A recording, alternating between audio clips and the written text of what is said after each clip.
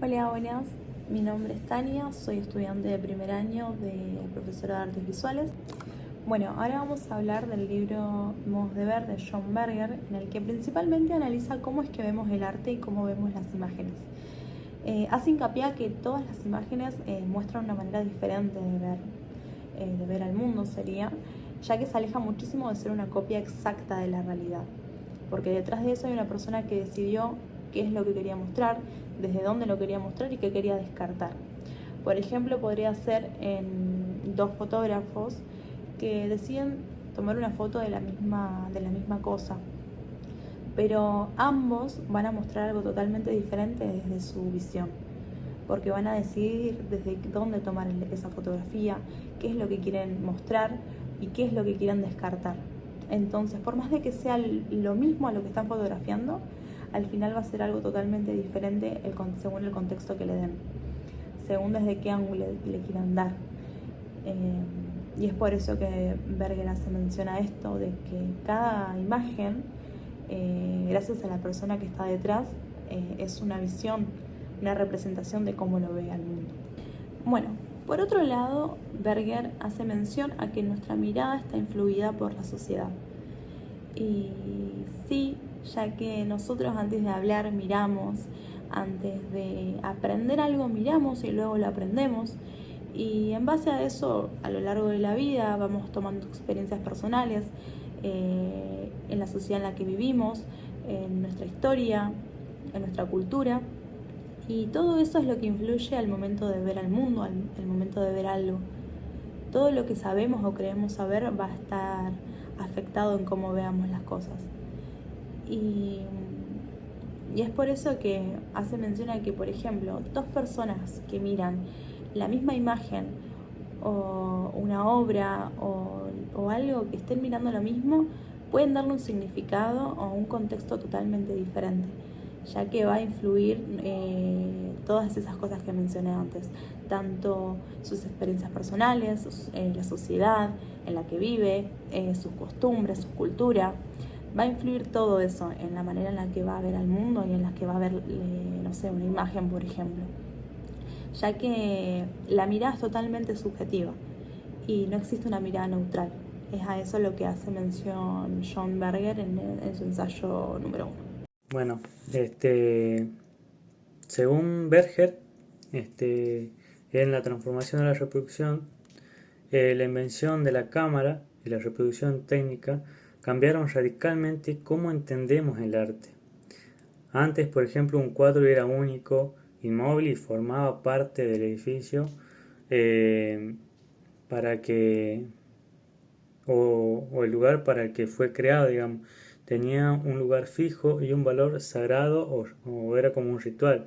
Al poder copiarse también, fotografiarse y transportarse a cualquier sitio, la obra se separa de su contexto original, pierde su singularidad y el significado se modifica según dónde se muestre o con qué se la acompañe. Ya no hay una única forma correcta de verla. En la perspectiva como verdad absoluta, antes, por ejemplo, la pintura usaba la perspectiva como si el espectador fuera el centro del universo, igual que antes se creía que la Tierra era el centro. La cámara demostró que esto es falso. Lo que vemos depende siempre de dónde y cuándo nos situamos. Los movimientos artísticos posteriores, como el impresionismo o el cubismo, ya reflejan esta nueva realidad. Lo visible no es algo fijo, sino algo relativo y cambiante. Tenemos también la mistificación como mecanismo de poder que al perder la obra, su valor original por la copia, surge la mistificación. Historiadores, críticos e instituciones inventan un misterio, ¿sí? Un misterio, una belleza eterna o un valor espiritual alrededor del original para justificar su precio y su exclusividad.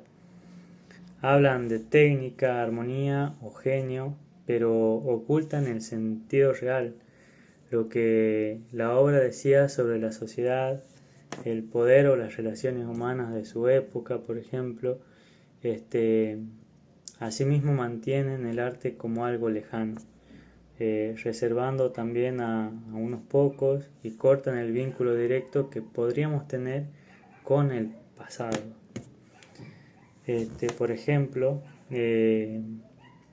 Franz Hals, ¿sí? Berger lo explica a los retratos, ¿sí? De Hals, que pintó a los gobernadores de un asilo, hombres poderosos, que antes los cuales él mismo vivía en la miseria. La historia oficial dice que es una obra sobre la condición humana y la armonía, pero eso es mistificación. Lo que los cuadros muestran en verdad es la relación de poder, la indiferencia de los ricos y la mirada aguda de quien los retrata desde la necesidad. Es verdad, se borra para que no cuestionemos el orden social también. Buenas, mi nombre es Atanasia Blanco, estudiante primer año del profesorado de Artes Visuales. Bien, voy a hablar de Joly. Joly busca definir qué es una imagen y cómo se analiza. La imagen es una teórica especializada en el estudio de la imagen. Y su definición no basa solo con su representación, sino con elementos específicos que cumplen funciones especializadas. Esas funciones tenemos la representación visual, que es lo que vemos, no es la realidad misma, sino es un sustituto. Tenemos el soporte material, que en el soporte material es el lugar físico donde se aloja la imagen, por ejemplo, un pasacalles, una pantalla, un papel, etc. Sin soporte, la imagen no podría existir de forma tangible. En la significación, esto quiere decir de que la significación de toda la imagen, nos quiere transmitir un significado. Todo tiene un sentido de la imagen que estamos viendo, que estamos observando, que tiene un propio comunicado, un propósito, que es transmitir ideas, mensaje de la imagen que estamos viendo. Entre ver y mirar podemos diferenciar, podemos comprender que la imagen no es algo que solo podemos verla, no basta solo con verla, sino que tenemos que mirarla, observarla bien, analizarla y comprender qué mensaje nos quiere transmitir esa imagen, porque la imagen transmite ideas, sentimientos, emociones, todo lo que uno puede llegar a imaginar, esa imagen nos puede transmitir. Gracias. Hola, mi nombre es Catrina y yo voy a hablar sobre la imagen. Para comenzar, la imagen no es solamente algo que vemos, sino también es una forma de comunicarse. Para entender cómo funcionan las imágenes, hay que tener en cuenta que no todas las personas la interpretamos de la misma manera, sino que también tienen que ver con nuestra cultura, contexto y experiencia. En la antigüedad, las personas capturaban las cosas que pasaban a su alrededor a través de dos diferentes técnicas. Estaban los litogramas, que eran dibujos o pinturas, y estaban los litografos, que eran grabados o tallados. Este fue el primer medio de comunicación.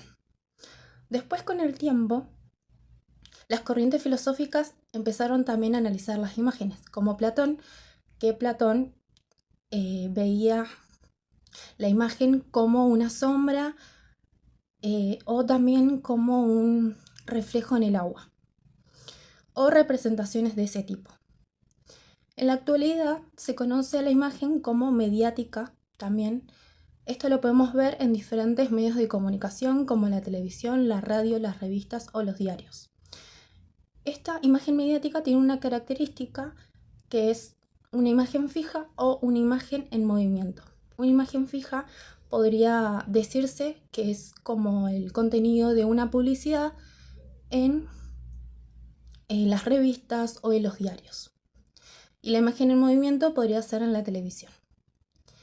Otra cosa para entender lo que es la imagen lo podemos ver en la religión judeo-cristiana, que también hablan sobre la imagen, pero hace referencia como al hombre que fue creado a imagen y semejanza de Dios, pero esto tiene que ver más por algo simbólico que algo literal.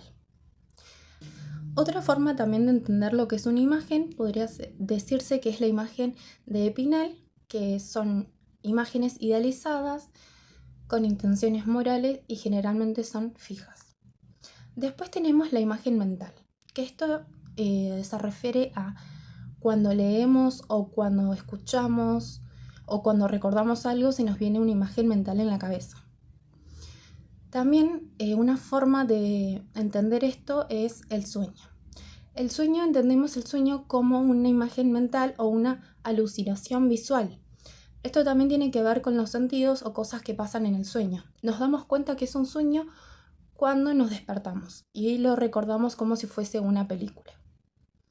Después, otra forma de entender lo que es la imagen también es la imagen a través de las computadoras, a través de los videojuegos con diferentes software o diferentes programas que hacen que la imagen no sea tan fija, sino también sea en movimiento.